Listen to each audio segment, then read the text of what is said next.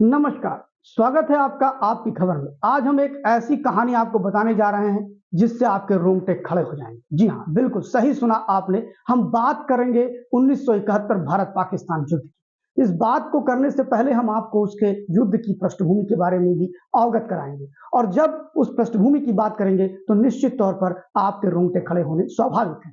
भारत पाकिस्तान का युद्ध वैसे तो 3 दिसंबर 1971 से लेकर के 16 दिसंबर 1971 तक चला, लेकिन इसकी पृष्ठभूमि बड़ी लंबी है। आपको बताएं, 1968 से लेकर के 1971 तक लगातार पाकिस्तानी सेना ने वहां के बंगला भाषियों पर काफी अत्याचार किए। आपको बताएं कि वहां के बंगला भाषियों में जो द टेलीग्राफ और अंतरराष्ट्रीय मीडिया की जो रिपोर्टें थी उस समय की, वह यह बताती थी कि बांग्लादेशी मूल के लोग, यानी बंगला भाषा मूल के लोग जो पूर्वी पाकिस्तान में थे, वहां पर जनरल नियाजी की फौजों ने इतना कहर ढाया था कि जिसकी आप कल्पना भी नहीं कर सकते हैं। लगभग 30 लाख लोगों की अगर हत्या हुई थी तो उसमें 26 लाख सिर्फ दलित हिंदुओं को मारा गया, और मुद्दा था सिर्फ भाषा का, यानी बंगला बनाम उर्दू का। और बंगला राष्ट्रवाद को लेकर के, राष्ट्रीय अस्मिता को लेकर के वहां मुजीबुर रहमान एक बड़ा आंदोलन चला रहे थे, जो आवामी लीग के नेता थे। वह इतने पॉपुलर नेता हुए कि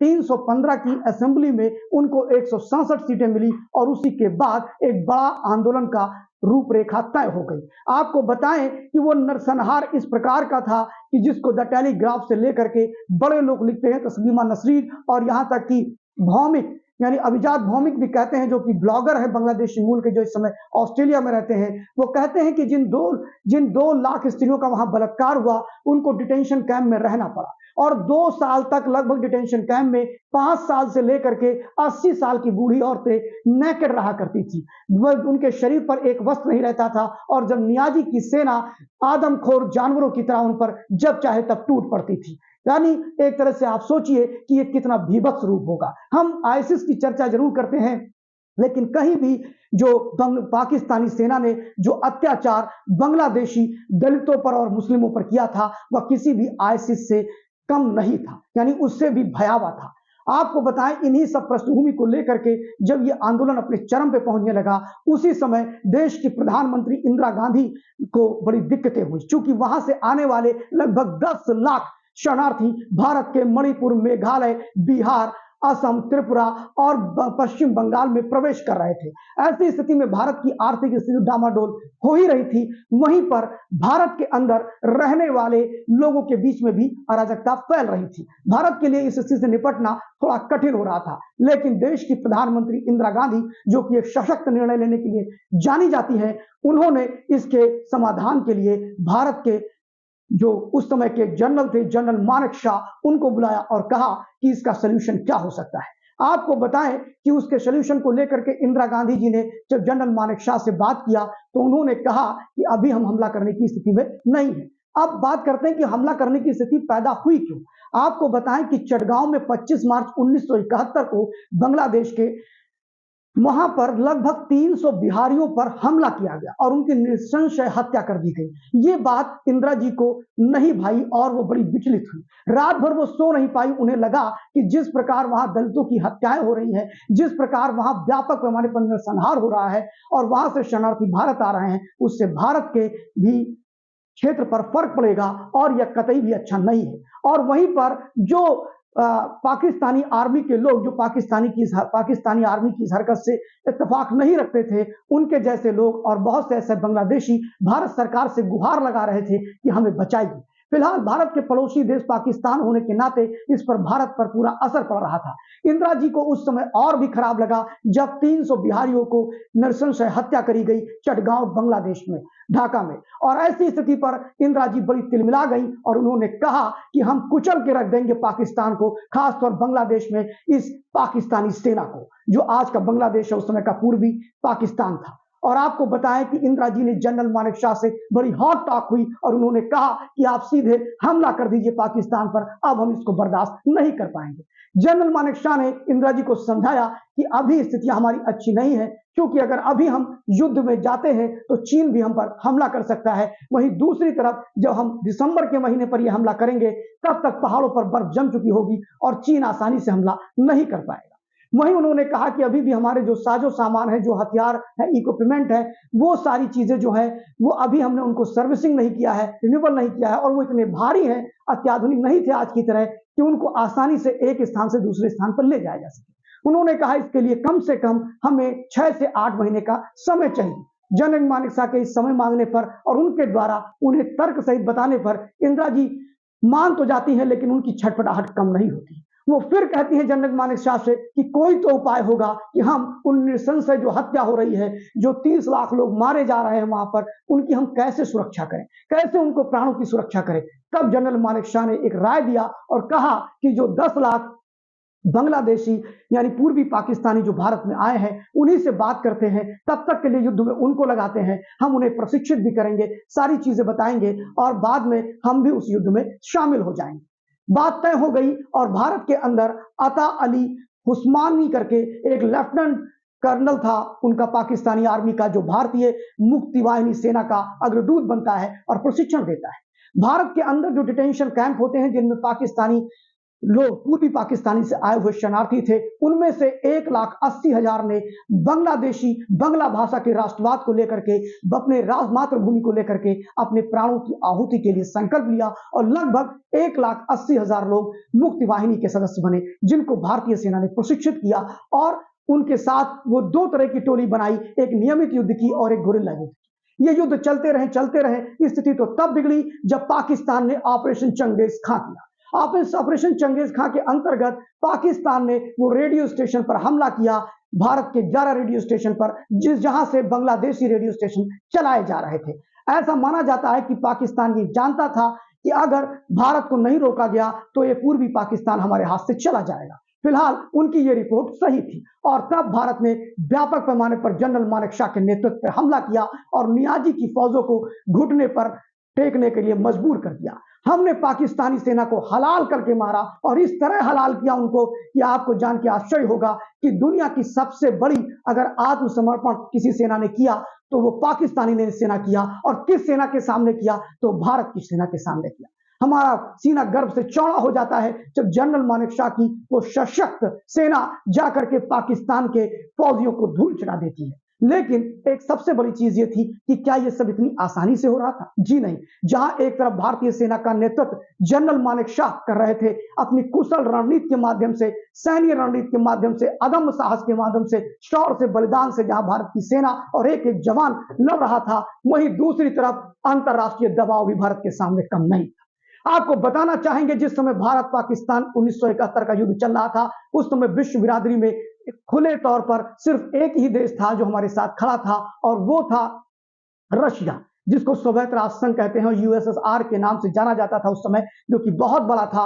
रशिया हमारे साथ, जिसके साथ इंदिरा जी ने एक समझौता किया था। आपको बताएं रिचर्ड निक्सन जो उस समय के राष्ट्रपति थे अमेरिका के, और हेनरी किसिंजर जो कि उस समय की विदेश मंत्री थे वहां के, दोनों ने भारत पर बड़ा दबाव बनाया। आपको बताएं उस समय खुले तौर पर भारत का विरोध करने वालों में चीन था, पाकिस्तान तो उससे हमारा युद्ध ही चल रहा था, वहीं पर ईरान, सऊदी अरब, श्रीलंका, इसके अलावा अगर हम बात करते हैं तो बहुत से ऐसे देश थे जो अमेरिका के पिट्ठू थे, जो भारत का लगातार विरोध कर रहे थे। आपको बताएं कि इतने विरोध के बाद जब रिचर्ड निक्सन ने भारत की प्रधानमंत्री से, श्रीमती इंदिरा गांधी जी से जब दबाव बनाने का प्रयास किया तो वो चंडी थी, वो दुर्गा थी, ऐसा भारत के विपक्ष के नेता अटल बिहारी वाजपेयी कहा करते थे। तो उनके अदम ये कहना कोई अतिशयोक्ति नहीं थी, क्योंकि जिस समय विश्व बिरादरी में कोई भी हमारे साथ खड़ा नहीं था, उस समय एक महिला के रूप में प्रधानमंत्री श्रीमती इंदिरा गांधी जी ने एक बड़ा निर्णय लिया और कहा कि हम किसी भी प्रकार के हमले को नहीं रोकेंगे, हम बांग्ला भाषा की, राष्ट्रवाद की मूल की जो भावना है उनके साथ खड़े हैं और 30 लाख लोगों के नरसंहार का बदला हम लेकर के रहेंगे। और रिचर्ड निक्सन के कहने पर भी वो नहीं मानी। सऊदी अरब उस समय पाकिस्तान को अमेरिका द्वारा दिए गए हथियारों की सप्लाई कर रहा था, वहीं पर यमन और जॉर्डन ने यह कहकर मना कर दिया कि ये पाकिस्तान का अंदरूनी मामला है। दूसरी तरफ अगर हम बात करें तो श्रीलंका के अंदर वामपंथी भयंकर नायके का सरकार थी, जो कि वामपंथी थे, उनके एयरपोर्ट का प्रयोग, एरोड्रम का प्रयोग पाकिस्तानी सेना ईंधन भरने का काम, वायुसेना ईंधन भरने का काम कर रही थी। इन परिस्थितियों में भारत की प्रधानमंत्री इंदिरा गांधी का अदम्य साहस और एक राजनीतिक दृढ़ इच्छा शक्ति की नेता का परिचय पूरे विश्व ने किया। जिस समय उन्होंने बता दिया विश्व बिरादरी को कि भारत एक महाशक्ति है, भारत एक महान देश है और आप जैसे लोगों की धमकियों से डरने वाला नहीं है। आपको बताएं, जिस समय हमने पूर्वी पाकिस्तान पर हमला किया, उसी समय रिचर्ड निक्सन ने मनोवैज्ञानिक दबाव बनाने के लिए हमारे खिलाफ 7वां जहाजी बेड़ा अपना भेज दिया, जो कि बंगाल की खाड़ी में तैनात हो गया। लेकिन वहीं दूसरी तरफ रशिया ने भी अपने 2 बेड़े हमारे समर्थन में भेज दिए और रशिया का बेड़ा लगभग 11 दिसंबर को भारत में प्रवेश करता है 1971 को, और जनवरी 2072 में वो वहां से हटता है, जब पूरी तरह से स्थितियां सामान्य हो जाती हैं। आपको बताएं, इस पूरे प्रकरण में अगर ईमानदारी से कहा जाए कि विश्व बिरादरी में कौन हमारे साथ था, तो आप जान करके आप बड़ा ही आश्चर्य होगा आपको कि जिस तरह कारगिल के युद्ध में हमारे साथ वो खड़ा था, उसी तरह 1971 के युद्ध में अगर खुल करके कहा जाए, खुले मन से कहा जाए कोई हमारे साथ खड़ा था, तो वो सिर्फ और सिर्फ इजराइल खड़ा था। इजराइल ने उस समय भारत में गोले बारूद से लेकर के कई आम समय दिए थे, बिना किसी निस्वार्थ भाव से। अगर कहा जाए तो जब पूरी दुनिया हमारे खिलाफ थी और जो संयुक्त राष्ट्र संघ दिखावा कर रहा था, मैं दिखावा इसलिए कह रहा हूं कि उनके राजदूत एलेक्सी, जो कि पाकिस्तान में डिप्यूटेड थे, उन्होंने गोपनीय तरह से सूचना पहुंचाई थी पाकिस्तान को कि भारत कभी भी आपके यहां हमला कर सकता है और आपके यहां गृह युद्ध छिड़ सकता है। इसलिए हम पूरी तरह से ये मान सकते हैं कि रशिया हमारे साथ भले ही था, बाकी अमेरिका के 7वें जहाजी बेड़े के खिलाफ उसने बेड़ा भेज के हमारा समर्थन किया, लेकिन अगर निश्चल मन से कोई एक देश हमारे साथ था तो वह इजराइल था, जिसने उस समय भी गोले बारूद आम समय दिए। फिलहाल बहुत देर लग गई भारत को उससे अपना रणनीतिक साझेदार बनाने में। वो 92 में पीवी नरसिम्हा राव की सरकार ने उसे बनाया।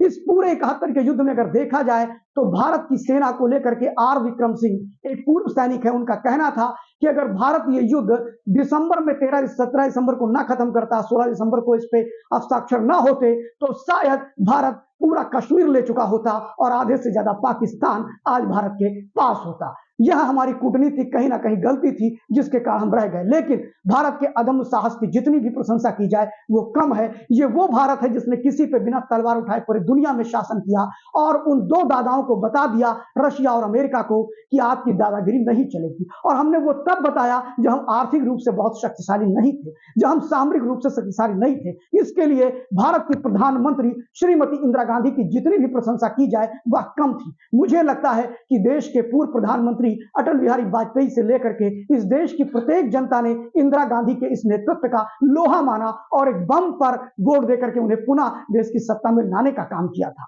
हम ये भी बताना चाहेंगे कि जनरल मानेक शाह, जो भारत के एक बहुत महान योद्धा के रूप में स्थापित हुए, और उनके नेतृत्व में भारत ने दुनिया की और सबसे बड़ी ऐतिहासिक विजय हासिल की। 91,000 युद्धबंदियों को हमने अपने शरण में लिया और ये बहुत बड़ी विजय थी, छोटी मोटी विजय नहीं। आज तक बहुत से युद्ध हुए हैं, लेकिन इतनी भारी मात्रा में कोई गिड़गिड़ा करके या समर्पण करे या सिर्फ भारतीय सेना का ही सौर ऐसा कार्य करा सकता है। बाकी दुनिया की सेनाओं में यह स्थिति नहीं है। फिलहाल 3 दिसंबर कल भारत के ये जो 1971 का युद्ध था वह 3 दिसंबर को प्रारंभ हुआ था। उसके एक दिन पहले हमने ये वीडियो आपको बनाया है, काफी हद तक जानकारी देने का प्रयास किया है, क्योंकि अगर हम बात करते बांग्लादेश के नरसंहार पे तो बड़ा लंबा वीडियो होता। इसलिए किसी दिन भारत के बांग्लादेशी नरसंहार पर ही बात करेंगे और आपको उसके नरसंहार की वो भीभत्स कहानी भी बताएंगे, जिसको सुनने के लिए आप आतुर हैं। फिलहाल एक बार इस कार्यक्रम को खत्म करने से पहले मैं एक बार हृदय से अपने आत्मा से प्रणाम करना चाहूंगा भारतीय उन सैनिकों को जिन्होंने 1971 में अपने बलिदान को दिया और पाकिस्तानी सेना को हलाल करके घुटनों के बल पे आने पर मजबूर किया। वही जनरल मानेक शाह को भी यह आपकी खबर सलाम करती है, नमन करती है, और देश की प्रधानमंत्री इंदिरा गांधी को भी आपकी खबर से की तरफ से मैं नमन करता हूं कि इस देश में एक ऐसा राजनीतिक नेतृत्व था जिसने दुनिया की चौधराहट दिखाने वाले रशिया और अमेरिका दोनों को अपने उनकी बातों को ना मानते हुए अपने आप को प्रभावशाली दिखाने में कोई कसर नहीं रखी। धन्यवाद। देखते रहिए आपकी खबर। किसी और विषय के साथ हम आपके सामने आते रहेंगे। चैनल को लाइक करिए, सब्सक्राइब करिए, बेल आइकन दबाना मत भूलिए। हमारे हर नए वीडियो आपको मिलते रहेंगे। धन्यवाद।